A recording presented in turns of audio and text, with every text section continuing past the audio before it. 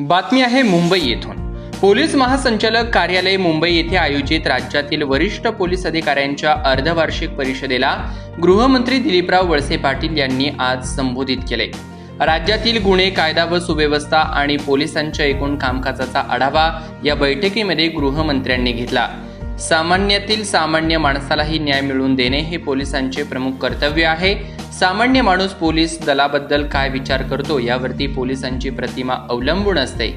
जनतेच्या मनात पोलिसांबद्दल विश्वास निर्माण करण्याबरोबरच सामाजिक सौहार्द टिकवण्यावर भर द्या, असे आवाहन गृहमंत्र्यांनी केले।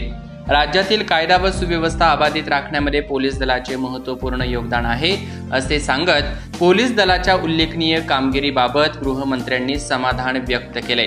राज्य पोलीस दलाला आवश्यक त्या सर्व सुविधा, आधुनिक सामग्री देण्यात येईल।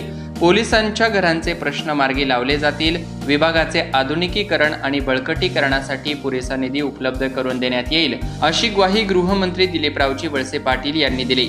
पोलिसांनी निस्वार्थीपणे काम करून तक्रार घेऊन येणाऱ्या सर्वसामान्यांच्या मनामध्ये विश्वासाचे वातावरण निर्माण करण्यासाठी पुढाकार घेतला पाहिजे। गुन्ह्यांचा वेगवान तपास करून आश्वासक कामगिरी केली पाहिजे। सोशल मीडियाच्या माध्यमातून व इतर कारणांमुळे सामाजिक वातावरण आणि शांतता धोक्यात येणार नाही, याची प्रत्येकाने काळजी घ्यावी, असेही ते म्हणाले। राज्याच्या विविध भागामध्ये गुन्हेगारीचे स्वरूप वेगवेगळे आहे। पोलिसांपुढे औद्योगिक क्षेत्रातील अशांतता, अवैध धंदे, महिला, बालक आणि ज्येष्ठ नागरिक यांच्यावरील अन्याय, अत्याचार हे महत्त्वाचे विषय असून त्यावरती प्राधान्याने कारवाई करावी। पारदर्शकपणे व प्रामाणिकपणे प्रत्येकाने आपली जबाबदारी पार पाडावी, असेही गृहमंत्री यावेळी म्हणाले।